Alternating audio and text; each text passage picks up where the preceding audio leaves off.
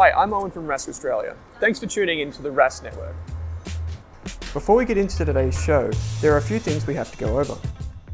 Firstly, what you're about to hear and see is limited to general information only. It's not personal financial advice like you'd get from a financial planner. Also, it's important to remember that past performance is not indicative of future performance. That means that anything that's happened in the past, or we say today, is not necessarily going to reflect what happens in the future. Lastly, please consider that any of the guests or myself are featuring on this program may have a financial interest in some of the products or shares mentioned. That's enough from me. I hope you enjoyed today's program. Welcome to the Australian Property Podcast. We're on a mission to be the most trusted property podcast in Australia. I'm Pete Wargent, author and buyer's agent, and today I'm joined by Chris Bates, a mortgage broker. Welcome, Chris. Great to have you on as always. So today we're going to talk about cash flow management. So big topic. It's not the most sexiest name, is it? Cash flow management. Yeah, we should have put some marketing time into the podcast title maybe. But nevertheless, that is what we're going to talk about today. Yeah, we're going to tackle it in a number of different ways. We're going to talk about saving for a deposit. There's a lot of, what's the right property move? How much do you need? What's the right budgeting strategies? What's some sort of left field ideas that we think a lot of clients will have missed, and should they be thinking about? And I guess it's also three stages. There's a budget. Once you've saved up the deposit pre-purchase, there's a budget you need post-purchase. There's a different budget you need if you're buying an investment property. So there's quite a bit to it, even though cash flow management, the name doesn't sound that great. I think the first thing we should start on, Pete, is really that saving for the deposit. As a broker, I've just seen, there's complete misunderstanding. How much do you actually need? But how much you need really comes down to what's the right property, right? Like what's the right property for you? So how should people think about that, I guess? Well, I guess the old quote is to try and begin with the end in mind. Stephen Covey, I think it was years ago. And I think you're right. I think people often focus on buying the product instead of starting with, what are you actually trying to achieve? I think a lot comes down to, well, how much will the bank actually lend? What's your borrowing capacity? And then that in itself may inform what you decide to buy. So I guess if we're talking here about a first home buyer, for example, that's really, we often say it's the biggest and most important decision in many ways that you ever make in properties, getting that first purchase right. So what are the things that a first home buyer has to think about in terms of what do you need to save for? How much deposit do they need to save? What are the closing costs, things like stamp duty and all of that stuff? So I guess that's your starting point.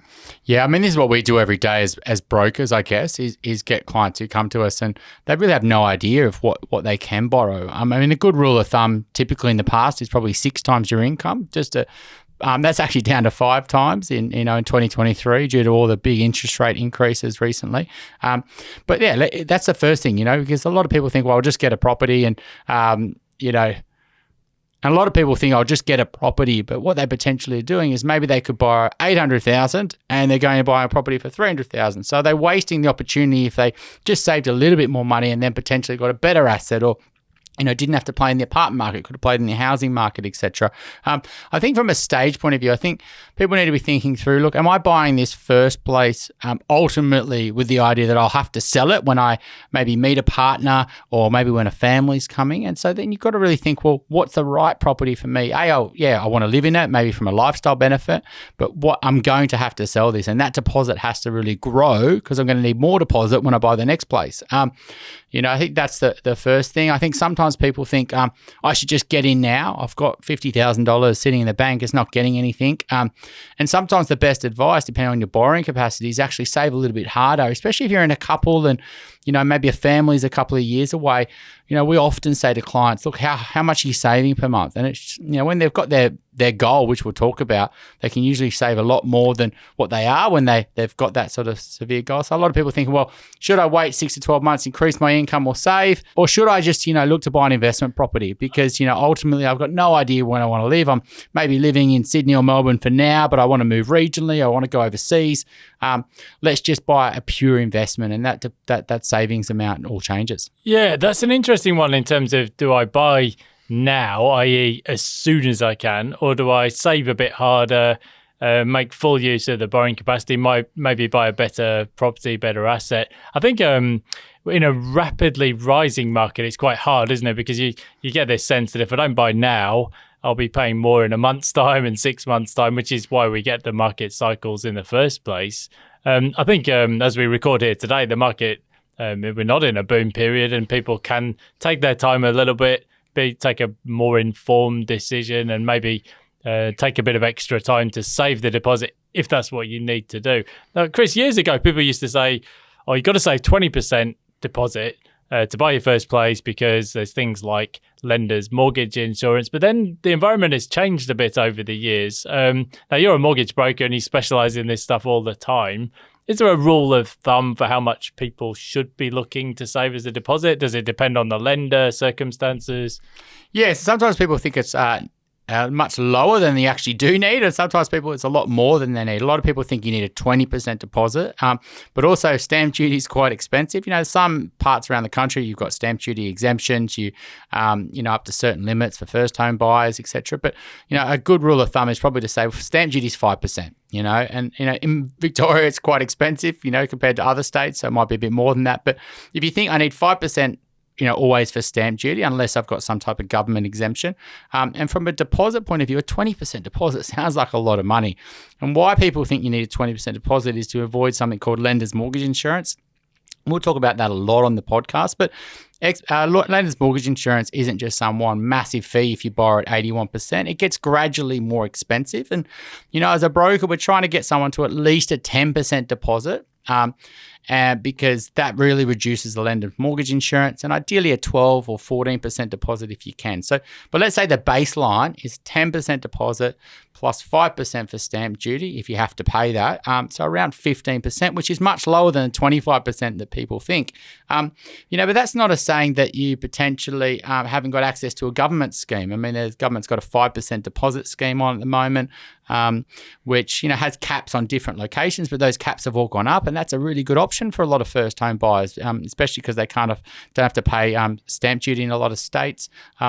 Some clients, depending on the situation, we usually go through a lot of hurdles, but maybe their parents often have a few properties or even their home and are willing to do a guarantor loan for you, which means you might not even need any deposit. So I think that the deposit amount does vary on the type of property you're buying, that percentage, and then also the percentage in terms of whether you're going to go for pay and LMI or can go a guarantor loan. But it's generally not the 25% that a lot of people think it is. Yeah, so you mentioned an important point there. You really need to be familiar with whether there are any first homeowners grants available in your state or territory, any government schemes of the day, because these are, this is a podcast we're recording today, but these are movable feasts, right? Things change over time. So I guess that's a good, really important starting point. Even before you think about how much deposit you need, what do you qualify for in terms of government schemes? And I think then you can start to think about, you've got some kind of a target in mind of how much you might need to save. If it's 10% plus the stamp duty, you've got a kind of an approximate budget or purchase price in mind. And then at least you've got a target. And then you can start to think about the things like the budgeting strategies, how you're going to save the deposit. Can parents contribute anything, maybe via a matching scheme? Some people are lucky and they've got parents with spare cash. Others have to graft their way through it themselves like I did. So it's different circumstances. In terms of budgeting strategies, Chris, is there anything that your clients, is there anything that springs to mind, or is it just individual circumstances? Or one of the concepts that people often think about, I think Scott Pate talked about this, the different buckets, you save a third and spend a third, and but you've obviously got to bring that down to your own circumstances. But what should people think about when they're starting to think about budgeting and saving that deposit? Yeah, I think, Scott Pape's been super successful, multiple $1 million of books and millions of books that have been sold. And dollars, probably. Yeah, and I think I'll just throw one final point in there with the government schemes. Pete and I will definitely agree on this, I hope. But, a lot of the government schemes often push people to new property. And so you've got to be careful not to fall for the gravy and, take a grant from the government, but then be forced to buy a particular type of property, which is often a new property, which isn't a great investment. investment, which you'll learn often on this podcast. But I mean, the bucket strategy that I personally used, I think I had this mentality that, you know, as you earn, it's a hedonic sort of, you know, lifestyle. As soon as you earn more money, you often spend more money, you increase living your lifestyle. And I think the first thing people need to do is realize that they're not earning as much as they think they're earning. And so, you know, when the paycheck comes in, and let's say it's $5,000 for that month, you feel really rich when that hits your bank account, and you spend like you got $5,000. But the truth is, you haven't. You're not really. You've got a certain amount of costs that are fixed costs, that are life costs. Maybe it's your rent, maybe it's your food, your transport, you know, insurances, etc. And those things are non-negotiable. So your $5,000 could very quickly go from 5 down to 2. Because life cost is pretty expensive to live, you know, in Australia. So really, you're only earning $2,000 a month in this scenario. And if you go and spend $100 on a night out or a dinner or something like that, well, you've just spent 5% of your monthly budget. You haven't spent 2%, which, you know, and it's a different mindset. So I would say, firstly, cut your spending down, your income straight away. So if you earn $5,000, send $3,000 off to a life account where all your fixed expenses are. Then you've got $2,000 left over. Figure out what you really want to save per month. Let's say it's $1,000.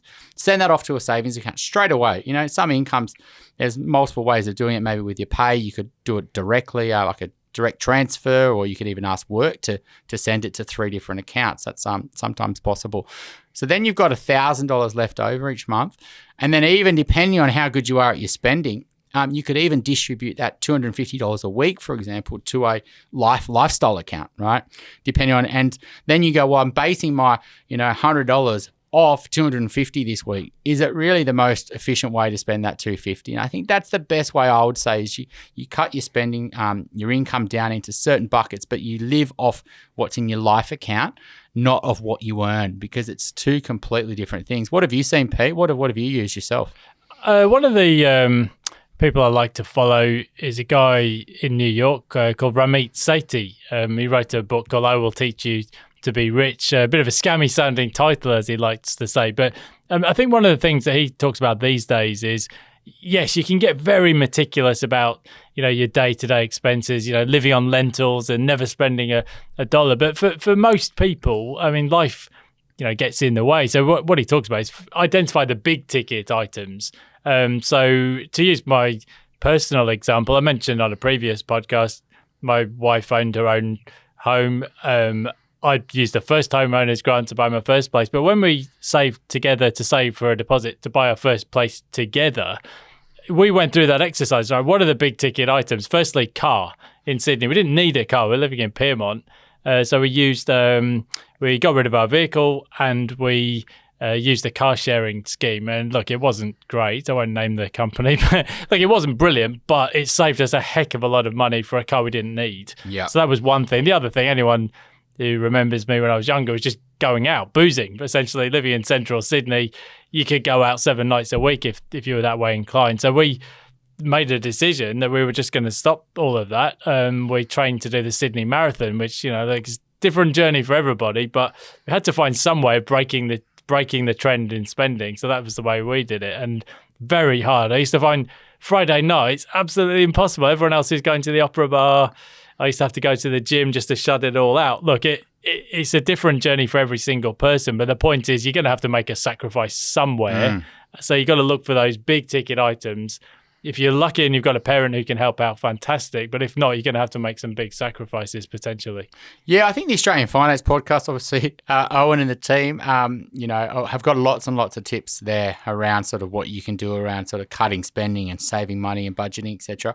I think what I like to think about is goal gradient theory. Is that I love this. You know, that when people have got closer to their goal, they get more motivated. Similar when you were doing the marathon, the first gym sessions are the hardest horrendous. ones. The first week, impossible. How do people go to the gym instead of going to the pub? It seemed like an impossibility. But as you exactly point out, with goal gradient theory, as you're getting sort of 60, 70, 80% towards your goal, the motivation, because you can sense, you know, we wanted to save a deposit to buy at Darling Harbour, right? So we were lucky higher income earners, but the closer you get to the goal, the more motivated you get. Like, and it becomes a new routine, and you enjoy ticking off the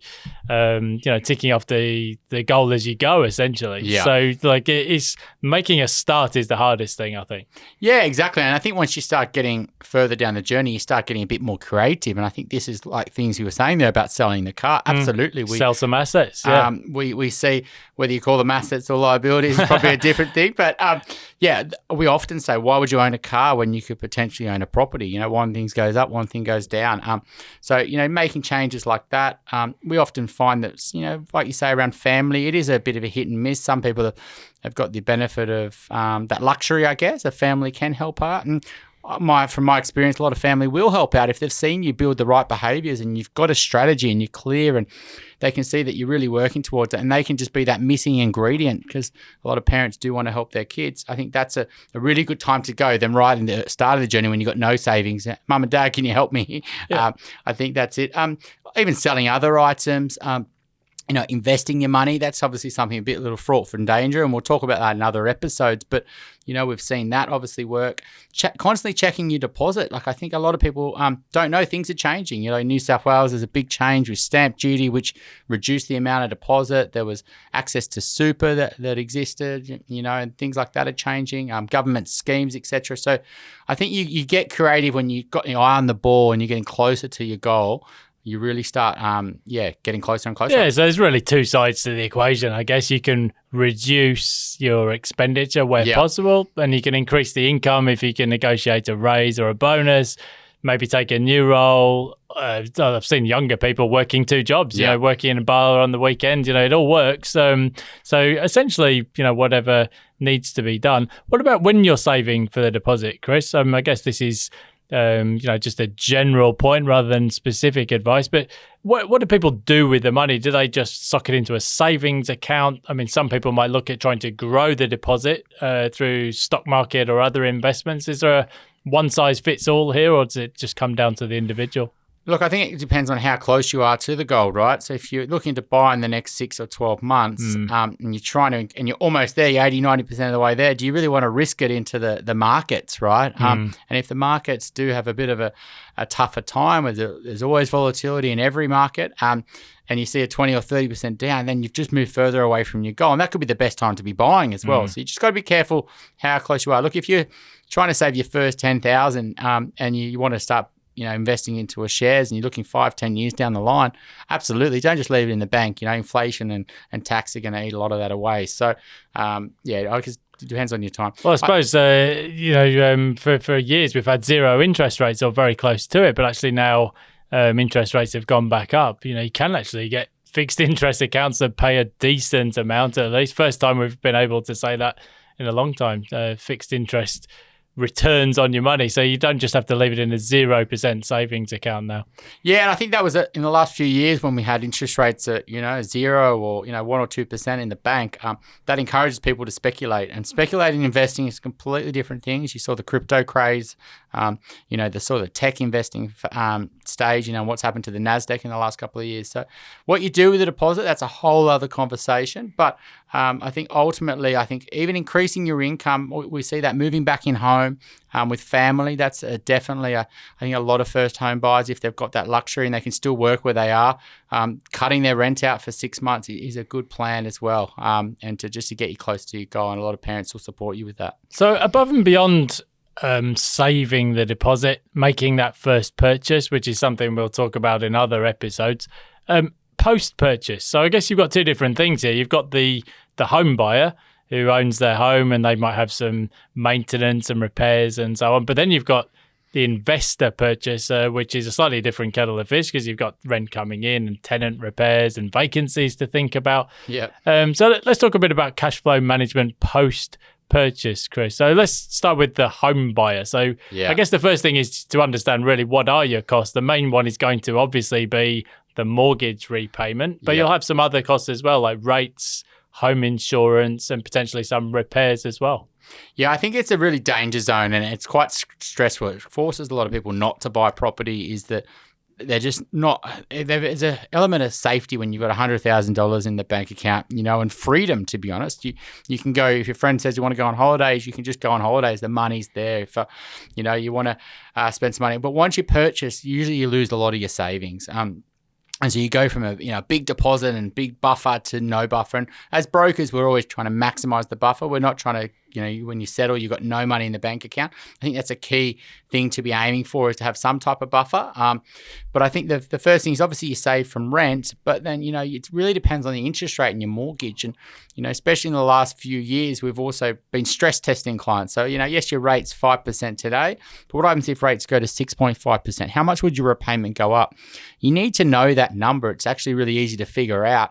But at least that gives you the confidence to go, well, yeah, even if rates did go up, that means, we'd have to cut our non-negotiables back, our lifestyle costs a little bit, but we would be willing to do that if we've got an asset and to protect ourselves. If rates go down, well, that means we can keep on paying above our mortgage and pay it off faster. I think the key thing here with the mortgage and what you should pay, that's two different numbers.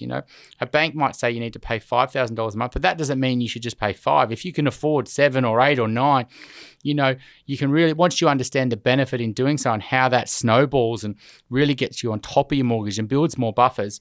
So I think that's the first thing. Obviously there's insurance and rates that you're not paying when you're renting. But the other thing is maintenance. And I think this is you can get yourself in a bit of a problem here if you haven't budgeted for that. Pete, what's some stories you've sort of seen there and what's the issues? Well, I think the first thing to say is that whenever you buy a property, as a rule of thumb anyway, unless you're buying somewhere to demolish, you probably want to do a building and pest inspection.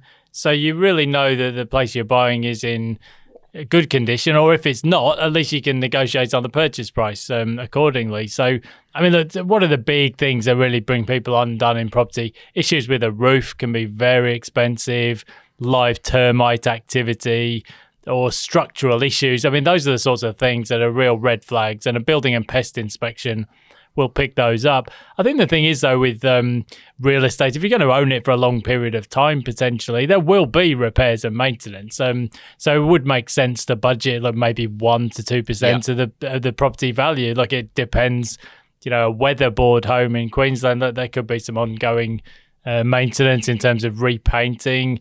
But even with a newer property, you do get stuff happens, life gets in the way, as they say. So I think that does make sense. Even if you've gone through, the building and pest inspection, it's all clean, you should still budget for some ongoing repairs and maintenance, because it will happen. Yeah, I've definitely seen clients come unstuck here where they haven't done the building and pest, or they've used the agent's building and pest, and that's sometimes not showing all the mistakes or the issues with the property.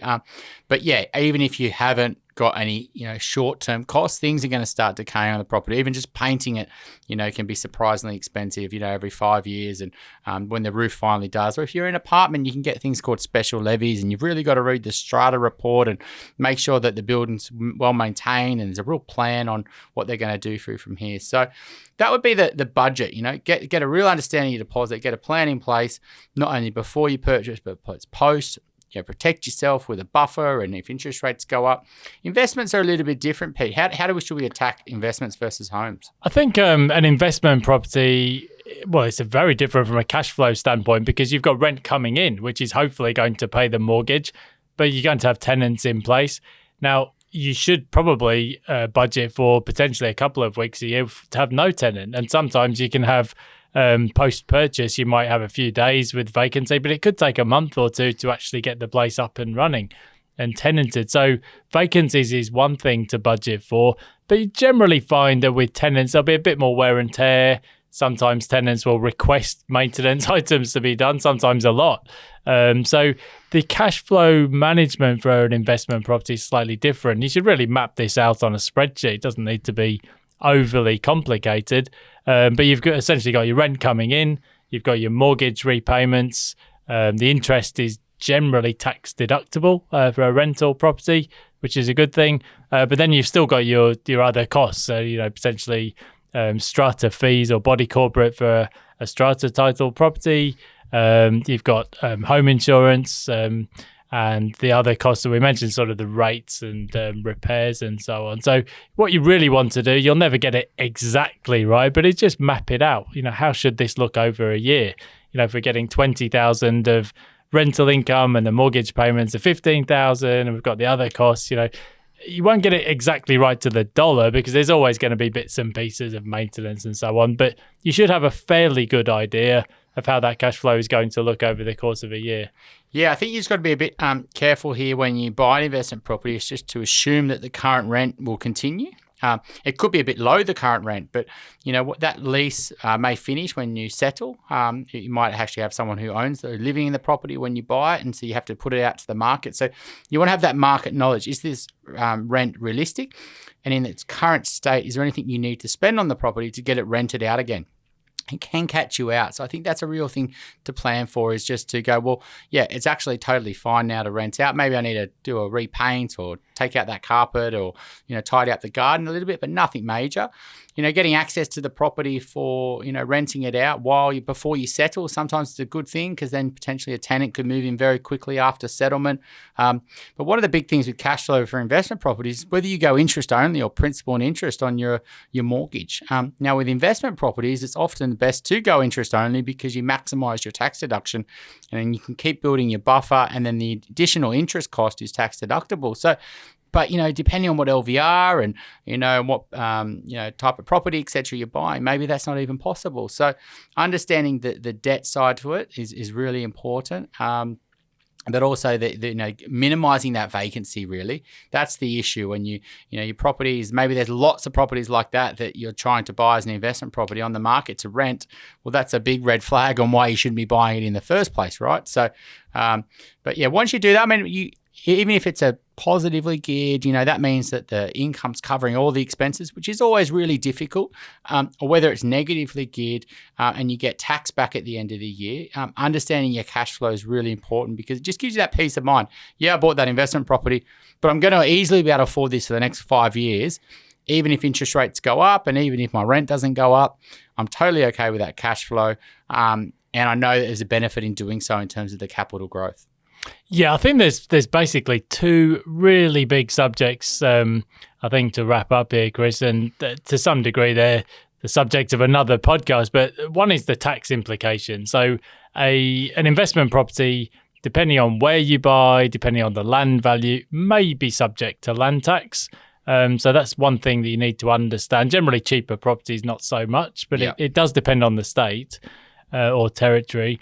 And obviously the negative gearing implication.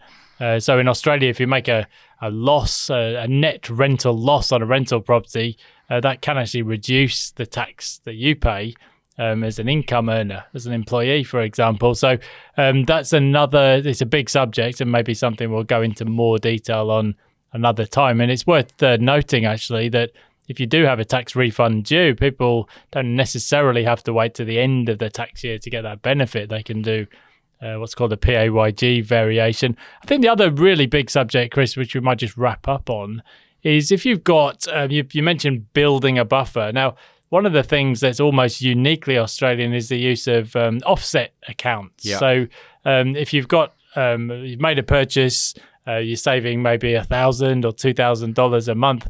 Now, you can keep that money just in your savings account, but in Australia, people like to use to build up buffers in an offset facility. So this is a big subject in its own right, but I just wanted to explain what an offset account is.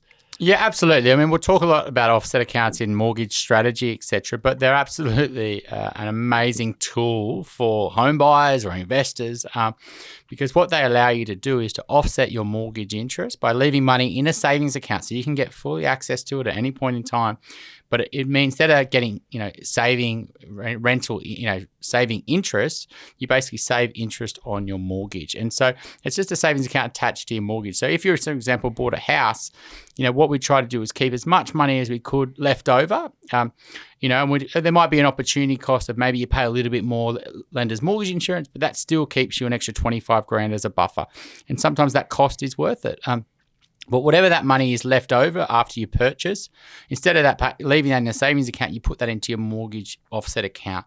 And that's like exactly the same because interest is calculated daily as whether you had a smaller loan. So if you had $1 million loan with $100,000 in the offset account, you'd pay interest on $900,000. versus exactly the same situation as if you just had a loan of $900,000. But the $1 million option with $100,000 in the offset's much better, because if something goes wrong, if work, health, the property, you've got $100,000 there available, ready to go, liquid. The same thing with an investment property. We always love to understand what the negative cash flow is for that 12 months. It may or may not be with the depreciation benefits that you could get, or with tax benefits. And ideally try to get that at least in a buffer. So if the negative cost over a year is 10 grand, well, I've got $10,000 or $20,000 in an offset account against that property, knowing that, if something happens, that property's covered for a year or two. And really negotiating your interest only is really important with investment properties, which we'll cover in another episode. So I think, covered some big subjects there, Chris, but I think that's about it for today's episode. So if you've got any questions, as always, you can find a way to contact us in the show notes. And if you're saving for that first deposit, I know it's a tough journey to go through. I remember it well going through it myself, but the benefits are generally well worth it in the long run. So good luck on the journey. Absolutely. Send us questions. We love it. And we're doing our fortnightly Q&A. So look forward to hearing from you soon. Cheers.